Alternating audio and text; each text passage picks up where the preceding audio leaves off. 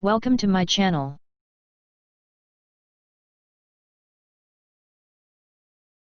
(1977).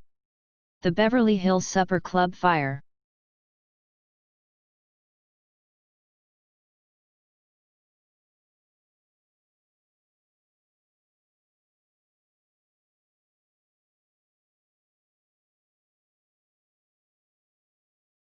The Beverly Hills Supper Club was a popular destination in Southgate, Kentucky. Sadly, however, it would soon become the location of a tragic fire. It was on May 28, 1977, when the club was operating beyond its capacity. This was mainly due to the popularity of that evening's entertainment in the cabaret room. That evening's entertainment featured Hollywood singer and actor John Davidson. The cabaret room could safely hold 600 people inside, but on this particular evening, it was exceeding its capacity. People were left sitting on ramps and in the aisles. It is believed that there could have been anywhere from 900 people up to 1,300 people in the room that night. This was beyond its safety regulations. In other areas of the club, patrons were blissfully unaware of the unfolding danger, and were sitting down eating their meals. In the Zebra Room, a wedding reception was in full swing. Some of the guests at the wedding reception had already made a complaint to staff that the room was exceptionally hot. They also said they could hear loud bangs beneath the floor area. However, it wasn't long after this that the wedding reception finished and the guests left the area, leaving this room vacant. It was just before 9 p.m. when employees began to smell smoke, and went to investigate. They opened the Zebra Room door and saw smoke inside. One employee was told to phone the fire department, while other employees went to fetch fire extinguishers in an attempt to put the fire out. However, by opening the Zebra Room door, it allowed oxygen into the area. Unbeknown to the employees, there was a smoldering fire burning in the room's drop ceiling. This then caused a flashover and the fire quickly began to spread.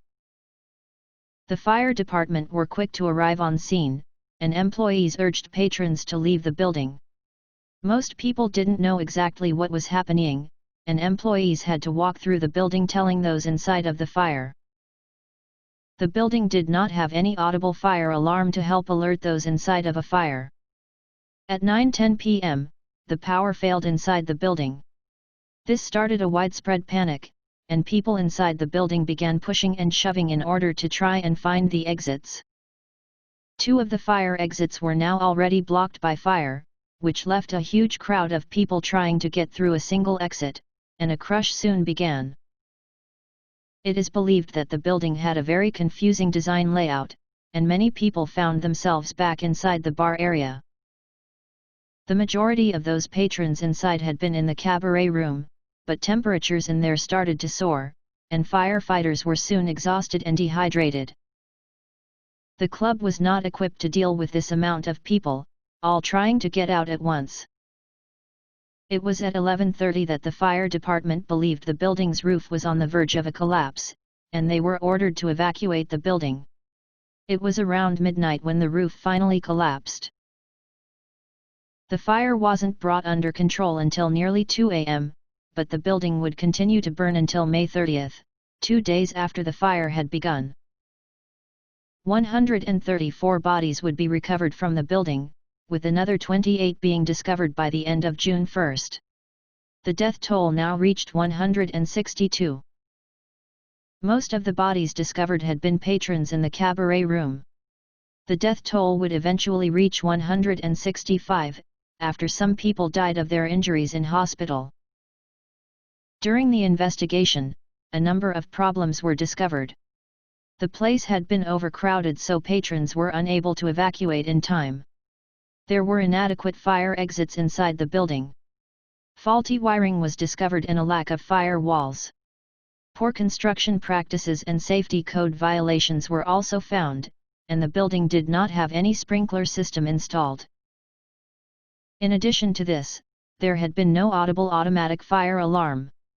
This was a disaster waiting to happen. A class action lawsuit was filed, and millions were raised throughout the class action, to help many of the survivors. As of 2018, the site of the club remained undeveloped, only a historic marker detailed the events that happened that night. However, in 2020, it is reported that a developer had reached a deal with the city of Southgate to build a mixed-use development on the former site. This will include a memorial to the Beverley Hills Supper Club fire. We will never really know if those who died in the fire that night could have been saved, if there were not so many people inside the club at the time, or if there were better exits and fire alarms, as well as a sprinkler system installed, giving those people inside the extra time needed to escape. Our hearts go out to the relatives of the victims, and to all those affected by the fire that evening. May you never be forgotten. Thank you for watching.